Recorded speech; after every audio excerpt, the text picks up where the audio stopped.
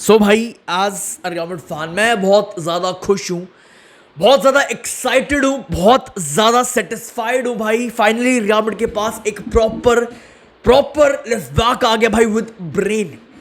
Proper left back भाई। जितना मैंने अभी तक अल्वारो करेरास को देखा है भाई, ये बंदा ही is very good tactically. Xabi Alonso को बहुत ज़्यादा पसंद आने वाला है भाई ये बंदा अल्वारो करेरास। भाई he is very very good भाई एट बॉल प्रोग्रेशन।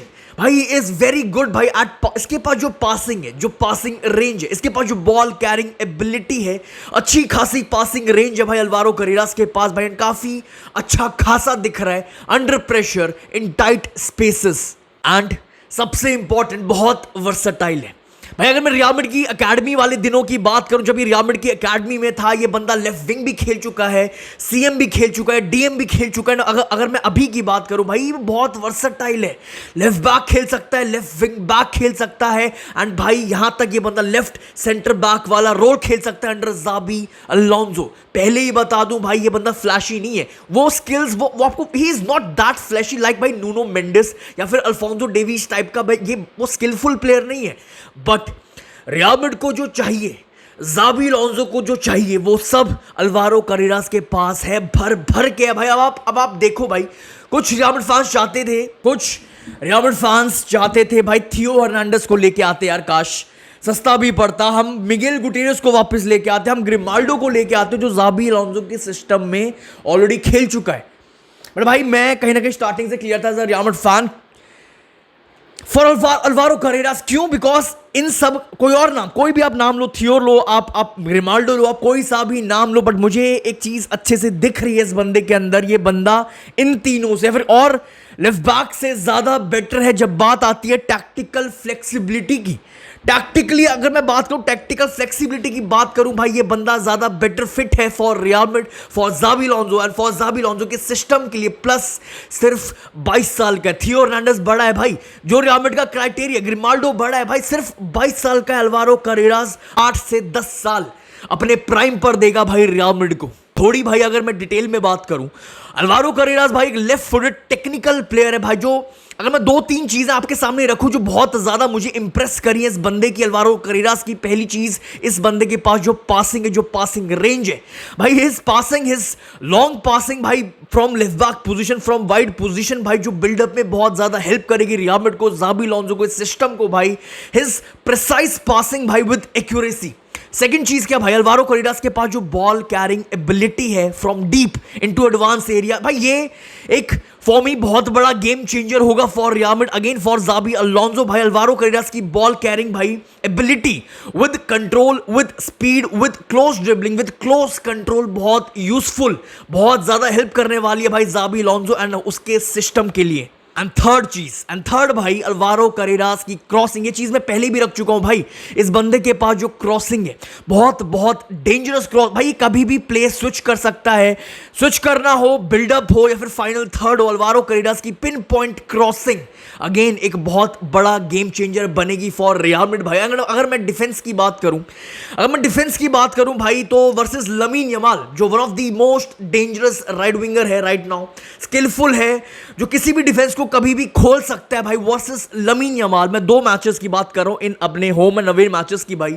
यमाल एक भी गोल या असिस्ट नहीं डाल पाया वर्सेस अल्वारो करेरास। जब अल्वारो करेरास सामने खड़ा था भाई, यमाल सिर्फ एक बार ड्रिबल करके गया है भाई, सिर्फ एक बार ड्रिबल कर पाया आउट ऑफ 22 ड्रिबल्स अगेंस्ट अपना वर्सेस अल्वारो करेरास। भाई एंड अल्वारो करेरास ने यमाल को 10 बार डिस्पोजेस किया है भाई। ये अपने आप में एक बहुत बहुत बहुत चीजें बहुत कुछ बता रहा है भाई, अल्वारो करेरास कितना सॉलिड है defensively against one of the most dangerous lamin Yamal. 2 matches की बात कर रहा हूं मैं। ये overall Alvaro Carreras, he can defend, he can attack, he can defend भाई। बहुत ज्यादा बैलेंस, मेरे हिसाब से बहुत अच्छा खासा बैलेंस देगा। अगर मैं कंपेयर करूं मेंडी से, अगर मैं कंपेयर करूं फ्रान गार्सिया से, बहुत ज्यादा बैलेंस देगा भाई लेफ्ट फ्लैंक पर, बिल्डअप में बहुत ज्यादा हेल्प करेगा। अगर मैं कंपेयर करूं मेंडी से, फ्रान गार्सिया से, बहुत ज्यादा हेल्प करेगा भाई बिल्डअप में अपना Alvaro Carreras. Attacking runs, overlapping runs बहुत मारेगा because of his height.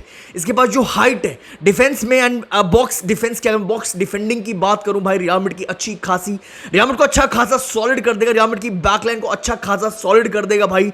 And again ज़ाबी Alonso को बहुत ज्यादा पसंद आने वाला अल्वारो करेरास फॉर श्योर।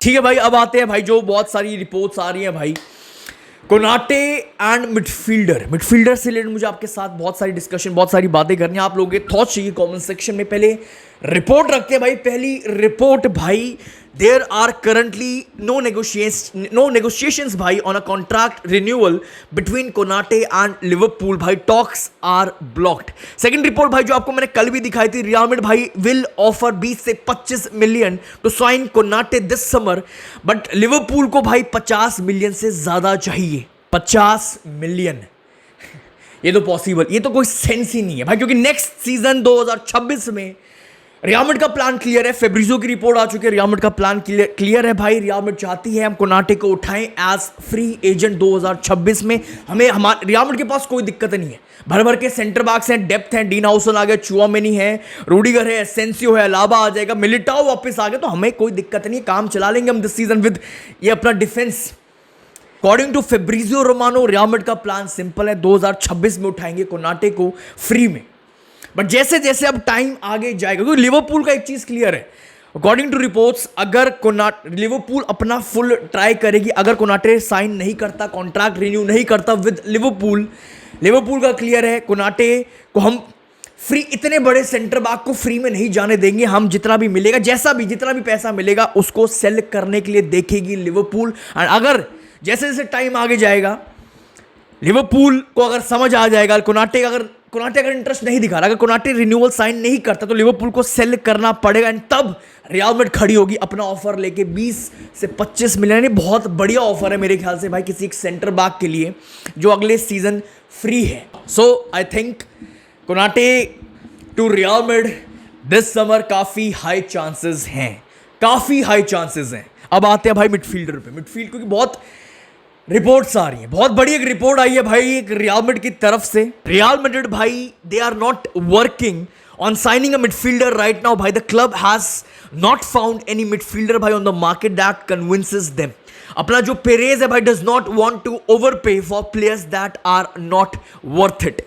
अब सीन ऐसा है, रियल मैड्रिड के पास एक प्लेयर है आर्दा गुलेर, जो वो टोनी क्रूज वाला रोल, वो रिप्लेसमेंट वाला, वो टोनी क्रूज वाला काम कर सकता है जैसा मैंने कल भी बताया था, but he needs time to develop. Toni Kroos की रिप्लेसमेंट बनने के लिए अभी आर्दा गुलेर को टाइम लगेगा, बट हाँ वो काम कर सकता है। सीन ऐसा है, मॉड्रिच जा चुका है एसी मिलान। सीन ऐसा है, सेबायोस बातें कर रहा है रियल बेटिस वापस घर जाने की। सीन ऐसा है, ज़ाबी अलोंसो के प्लान्स में डैनी सेबायोस नहीं है। सीन ऐसा है भाई, आर्दा गुलेर के बाद पूरे स्क्वाड में एक भी ऐसा मिडफील्डर नहीं है जो कंट्रोल दे सके, जो बैलेंस दे सके। And according to reports market में एक भी मिडफील्डर नहीं है जो रियल मैड्रिड का कंट्रोलर बन सके। एक भी ऐसा मिडफील्डर, ऐसा कंट्रोलर रियल मैड्रिड को नहीं दिख रहा राइट नाउ मार्केट में। सो नेक्स्ट टॉपिक पर जाने से पहले भाई अपने थॉट्स कमेंट सेक्शन में ऑलरेडी लिख देना भाई, आपके क्या थॉट्स हैं। क्या रियल मैड्रिड को मिडफील्ड में, क्या रियल मैड्रिड को विदाउट एक कंट्रोलर जाना चाहिए this season with Xabi Alonso with this system? क्या जाना चाहिए, क्या जाना सही, क्या एक राइट अप्रोच रहेगा? क्योंकि भाई रियल मैड्रिड को तो नहीं दिख रहा है एक भी ऐसा कंट्रोलर जो रियल मैड्रिड की मिडफील्ड को कंट्रोल दे सके, कर सके। एंजेलो स्टिलर में नहीं दिख रहा है, उनको नहीं दिख रहा है। और बहुत सारी रिपोर्ट्स आ रही हैं, शायद अगर रॉड्री अवेलेबल होता तो शायद उसके लिए हम पैसा खर्चते, but Rodri is not available right now. तो जो भी आपके थॉट्स हैं जरूर रखना। नेक्स्ट टॉपिक पर आते हैं भाई, विनीशियस जूनियर एंड उसका जो एंट्राज है, एक बहुत डेंजरस गेम खेल रहा है। वो भी किसके साथ गेम खेल रहा है? फ्लोरेंटिनो पेरेज के साथ। एंड हम सबको पता है इसका क्या रिजल्ट बाहर निकल के आएगा। पहले आपको रिपोर्ट दिखाता हूं, पहले आप रिपोर्ट देखो भाई। There is no contract renewal agreement between Vinicius and Real Madrid right now भाई, बिकॉज द प्लेयर का जो सैलरी डिमांड है वो बहुत ज्यादा ऊपर है than what the club is willing to pay. भाई विनीशियस काफी लंबे टाइम से भाई हैज बीन आस्किंग भाई फॉर 30 मिलियन पैकेज एंड भाई he is taking to those demands. अब सीन ऐसा है भाई विनीशियस जूनियर को चाहिए 30 मिलियन का पैकेज। अब सीन ऐसा है भाई विनीशियस जूनियर को बनना है रियल मैड्रिड का हाईएस्ट पेड प्लेयर। अब सीन ऐसा है Florentino Perez according to reports is not happy with Vinicius junior, उसकी डिमांड्स एंड जो एंट्राज जिस तरह वो डिमांड्स रख रहा है। अब सीन ऐसा है विनीशियस जूनियर अड़ा हुआ है इस डिमांड्स को लेकर काफी लंबे टाइम से, और इसी के चक्कर में जो मैंने आपको दिखाई रिपोर्ट्स भाई, दैट्स व्हाई नेगोशिएशंस भाई कंप्लीटली रुक चुकी है, हॉल्ट हो चुकी है कंप्लीटली। अब इसके पीछे आपको थोड़ी सी एक बैक स्टोरी देता हूं मैं। विनीशियस जूनियर को एक बहुत बड़ा ऑफर आया था from Saudi and Vinicius junior ने कुछ 1 बिलियन भाई बहुत बड़ा ऑफर था। विनीशियस जूनियर ने वो ऑफर ठुकरा दिया फॉर रियल मैड्रिड भाई, क्योंकि मेरा घर रियल मैड्रिड है। विनीशियस जूनियर की ये बात थी।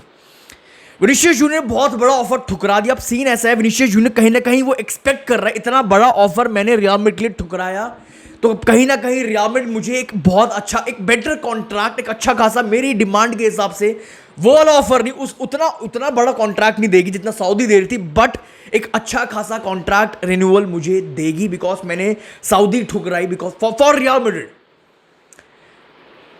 And according to reports Vinicius ने पेरेज एंड जूनी कलाफात को ये तक बोल दिया था भाई, अपना वर्ड दिया था कि आफ्टर क्लब वर्ल्ड कप मैं कॉन्ट्रैक्ट रिन्यूअल साइन कर दूंगा। बहुत सारी रिपोर्ट्स आ रही है भाई, मैं आपके सामने बस रख रहा हूं। आफ्टर विनीशियस ने अपना वर्ड दिया था, प्रॉमिस किया था भाई मैं जूनी कलाफात एंड पेरेज को मैं after club world cup renew कर लूंगा, आपका कॉन्ट्रैक्ट रिन्यू कर लूंगा, साइन कर दूंगा। बट एक जैसे ही क्लब वर्ल्ड कप खत्म हुआ विनीशियस जूनियर मैड्रिड नहीं गया, विनीशियस जूनियर सीधा वेकेशंस पर चला गया, सीधा छुट्टियों पर चला गया भाई। एंड अब कुछ रिपोर्ट्स जो आ रही है भाई, बहुत सारी रिपोर्ट्स आ रही है भाई, he now wants to be free agent. अब एग्जैक्टली चल क्या रहा है भाई, अभी ये कहना बहुत मुश्किल है, बट मैं सिर्फ एक चीज बोलूंगा, अगर ये रिपोर्ट्स में दम है, अगर विनीशियस जूनियर सही में ये जो कर रहा है जो उसका इंट्राज कर रहा है, बहुत डेंजरस गेम खेल रहा है, और खेल भी किसके साथ रहा है, फ्लोरेंटिनो पेरेज के साथ खेल रहा है मेरे भाई। रामोस से जाके पूछो, रोनाल्डो से जाके पूछो, विनीशियस जूनियर मेरे भाई सबको पता है तो किससे भिड़ रहा है, पेरेज से। अगर इस रिपोर्ट्स में दम है तो किससे भिड़ रहा है, तो पेरेज से भिड़ रहा है, और सबको पता है इसका रिजल्ट क्या निकलने वाला है एट दी एंड। बहुत डेंजरस गेम खेल रहा है। बट भाई मेरा क्या टेक है इस पे, personally I think Vinicius junior vacation से वापस आने के बाद अपना कॉन्ट्रैक्ट साइन कर लेगा, रिन्यू कर लेगा भाई। रिपोर्ट्स आ रही है बहुत सारी और आएंगी भाई, क्योंकि मसाला है, बहुत बड़ी रिपोर्ट है, बहुत व्यूज आएंगे इन रिपोर्ट्स में। बट मेरे भाई मेरे हिसाब से जितना मैंने देखा है विनीशियस जूनियर को, रियल मैड्रिड कहीं बिल्कुल भी इंटरेस्टेड नहीं है विनीशियस जूनियर को सेल करने में। एंड विनीशियस बिल्कुल, जितना मैंने अभी तक विनीशियस जूनियर को देखा है, जो पैशन, जो इमोशन, जो मेरे भाई, मुझे नहीं लगता विनीशियस जूनियर कभी भी रियल मैड्रिड को छोड़ के जाएगा, not at least at this stage. Problem सिर्फ एक चीज है भाई, वो है सैलरी प्रॉब्लम, जो मेरे ख्याल से रियल मैड्रिड और विनीशियस जूनियर बैठ के आराम से इजीली सॉल्व कर लेंगे। That's all for this video भाई। आई होप आपने वीडियो को ऑलरेडी लाइक कर दिया हो, चैनल को ऑलरेडी सब्सक्राइब। आई होप आपने ये 2 काम ऑलरेडी कर दिए होंगे। अपने थॉट्स कमेंट सेक्शन में जरूर रखना। सिंपल एक question, without controller, pure controller, क्योंकि भाई ये मैं नहीं रख रहा हूं, बहुत सारी रिपोर्ट्स आ चुके हैं, जावी अलोंसो ने एक प्योर एक डीप लाइंग मिडफील्डर मांगा है, तो without his demand, without that signing, without एक प्रॉपर कंट्रोलर रियल मैड्रिड को जाना चाहिए इस सीजन में या फिर नहीं? क्योंकि सबसे बड़ी, अकॉर्डिंग टू क्रूज, अगर आपने उसकी स्टेटमेंट सुनी हो, रियल मैड्रिड ने बहुत सफर किया अंडर कार्लो एंचेलोटी अपना इस सीजन में। इसके पीछे सबसे बड़ा रीजन था कोई भी एक कंट्रोलर नहीं था। वो क्रूज की लाइन है, कोई भी एक कंट्रोलर नहीं था रियल मैड्रिड के पास। That's all for this video भाई, I will see you very soon. Hala मुदरीद।